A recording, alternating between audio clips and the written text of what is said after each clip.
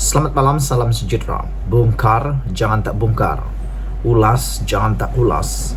Jangan malu-malu, biar semua orang tahu. Malam ini, Najib makin ketemu jalan buntu. Makin hari, makin tiada harapan. Kali ini, permohonan Najib untuk mendapatkan peguam diraja UK makin kelihatan suram. Hal ini apabila di Mahkamah Tinggi Kuala Lumpur hari ini pihak pendakwaan dengan lantang menolak permohonan Najib untuk mendapatkan bantuan peguam daripada UK. Yang luar biasanya, alasan daripada DPP, pihak pendakwaan ini amatlah boleh diterima dan logik akal. Hanya mereka yang berfikiran kurang waras yang tidak dapat menerima alasan ini. Menurut DPP atau pihak pendakwaan, permohonan Najib untuk mendapatkan peguam diraja UK tidak masuk akal.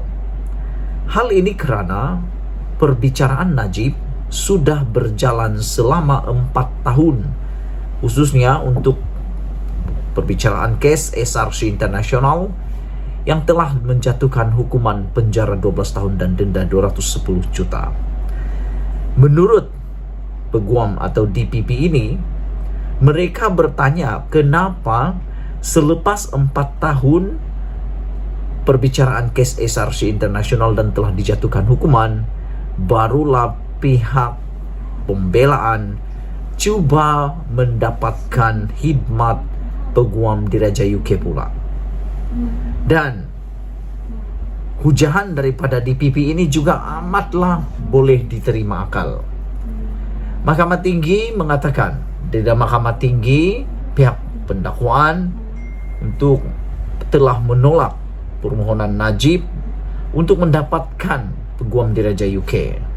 Timbalan Pendakwa Raya V. Sitabaram berkata demikian dalam hujannya ketika pendengaran permohonan untuk membenarkan peguam tersebut, iaitu Jonathan Laidlaw, untuk diterima dalam Badan Peguam Malaysia secara sementara agar dia dapat mewakili Najib dalam permohonan Najib di Mahkamah Persekutuan.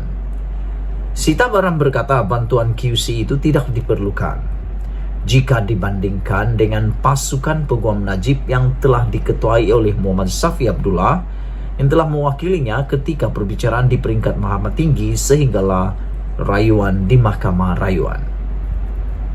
Membantah permohonan Najib, Sitabaram memetik keputusan Mahkamah Persekutuan yang menolak permohonan yang dibuat oleh Mahkamah pada tahun 2006 untuk membenarkan peguam United Kingdom UK, Kerry Booth, yang juga isteri kepada bekas Perdana Menteri UK Tony Blair, untuk mewakili sebuah parti politik dalam satu kes di Mahkamah Malaysia. Bermaksud di Malaysia sudah ada duluan, sudah ada keputusan duluannya, yaitu menolak untuk peguam UK campur tangan dalam Mahkamah Malaysia. Perayu Booth tiada ketika di perbicaraan di Mahkamah Tinggi dan Rayuan. Maka persoalannya setakat mana perayu dapat secara berkesan membantu di Mahkamah Persekutuan. Pastinya seorang peguam luar seperti perayu yang kurang pengetahuan tempatan, tidak pernah menangani perbicaraan dan rayuan, kurang berupaya dalam menangani rayuan di Mahkamah Persekutuan, katanya ketika memetik keputusan itu. Mahkamah Persekutuan menetapkan 10 hari pada Ogos ini untuk mendengar rayuan terakhir Najib untuk mengenepikan sabitan dan hukuman penjara 12 tahun dan denda 210 juta ringgit atas 1 pertuduhan salah guna kuasa, 3 pertuduhan pecah amanah jenayah, dan 3 pertuduhan penggubahan wang haram melibatkan dana SRC berjumlah RM42 juta. Pada 8 Disember tahun lalu, Mahkamah Rayuan menolak permohonan Najib untuk membatalkan keputusan Mahkamah Tinggi Kuala Lumpur yang mendapatinya bersalah serta menjatuhkan hukuman terhadapnya. Sebelum kita berpisah, sila tinggalkan komen Anda. Pada pendapat Anda semua, adakah Anda bersetuju dengan hujahan DPP ini? Yaitu, mohon lantik peguam diraja UK hanya lepas 4 tahun kes SRC dibicara tidak boleh diterima kerana menurut DPP pasukan peguam Najib sudah cukup mewakilinya.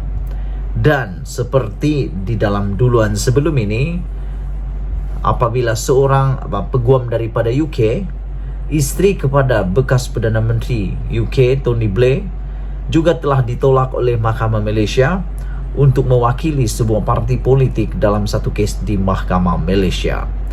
Menurut keputusan tersebut, perayu iaitu Booth tiada kaitan perbicaraan di Mahkamah Tinggi dan Mahkamah Rayuan. Maka persoalannya, setakat mana perayu dapat secara berkesan membantu di Mahkamah Persekutuan? Begitu jugalah soalan yang boleh ditanya kepada hakim peguam yang mewakili Najib. Sejauh mana perayu atau lead law dapat secara berkesan membantu Najib dalam perbicaraannya di Mahkamah Persekutuan.